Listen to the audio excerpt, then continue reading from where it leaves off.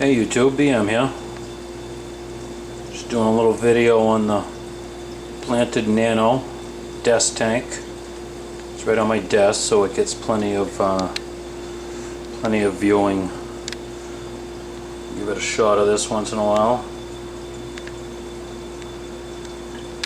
Yeah, I pay some attention to this because, like I said, it's right on my desk.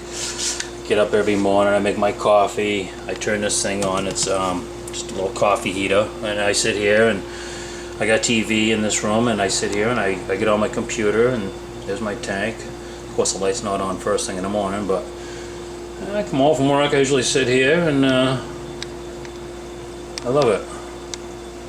Get right up close and personal with the celestial pearl danios. They're typically a pretty shy fish,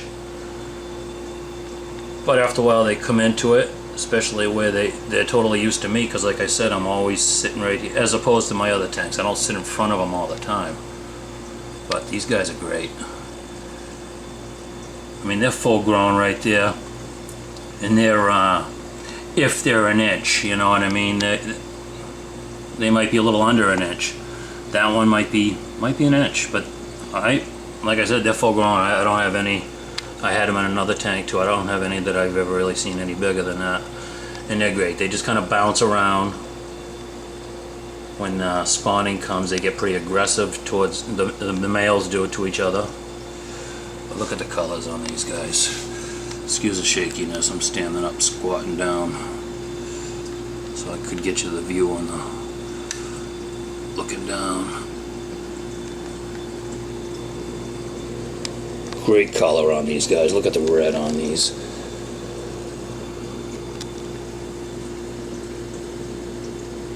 Of course, they're not sitting still for the camera, but trust me, they're looking good. I never had any wood in this tank the whole time. This tank's a couple years old, 3 years old maybe. I just put this piece of manzanita. I have a bunch of it, and I'm like, why don't I put some in here? So I soaked it for a few days, put it in there. That piece actually, I do have a couple of rocks right back there, just kind of holding it down a little bit, but that piece actually sank. I only soaked it for 3 days and it sank, but I didn't want it flopping around in there, so I just put a little weight on it. Everything's doing good. Cleaned up the sand a little bit. Actually, I clean it up quite often. I siphon all the crap off it once in a while, and eventually the sand gets low, so I cleaned it and added some more to it. All the plants are doing good. Low tech, Pogo stemmen erectus. Tough plant. I bought it. It was grown immersed, and I put it in another tank that did have CO2, and it grew into this. It was awesome. A long time ago, a while back. I've put it in here. I've moved it around in here, and it's still kicking. Good. I mean, look at that stuff. Get these out of the way. I mean, that's right under the light, but still, that's pretty good looking growth. Nice and green. Like I said, low tech. That's the light, the fluval light. I have this desk light. It's just shining in there right now, just for show, for the camera, but usually it's just facing out on the desk. But everything's doing good. I do put a little iron in there once in a while. I got rid of my high-tech tank, and I still got some Furets left over, so I've been dosing this with iron, and look at the red growth on these Wendiddy Crips. And they just melted a while ago, so I haven't showed this much. For whatever, all of them. Even this, I had a big bushel of that, what is it, Lutea? Crypt. Bright green. A couple of years, and just for no reason it all melted, and it's just coming back. That's a good thing about the Crips. They do come back, but they look ugly when they're melting. And I stuck a little Java fern in here just to get it going. Yeah, I mean, I try to keep up with it. It's looking good. A nice full water level mark.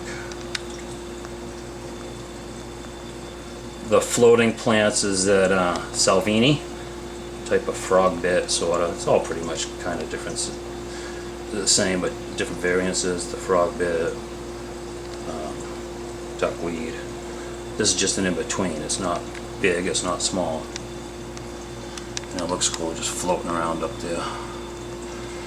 People say you can't put them floating plants in a tank like this with a hang on the back, but you can if you keep the tank full.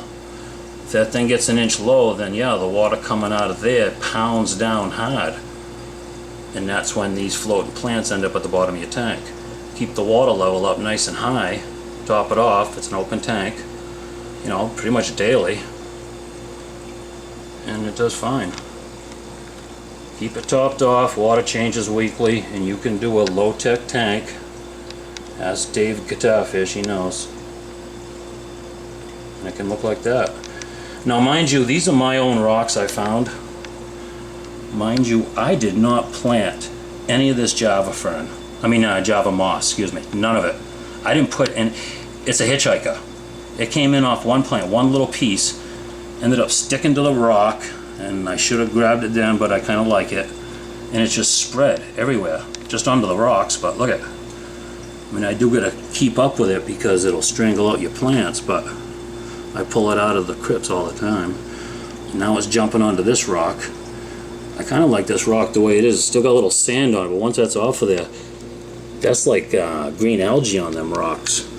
I love the algae on the rocks. I just don't like it on the glass and the plants. But anyways, that's the planted Nano, guys. Pretty basic, pretty simple, real simple. Anybody can do it. Go pick some rocks out of a river, buy some cheap sand, buy some plants when you can afford them here and there, and water changes, my friend. Cheap filter. For the hang on the backs, I think the Aqua Clear is the best bang for your buck. That's a small one too. Alright guys, enough babbling about this. Have a good night. Thanks for watching.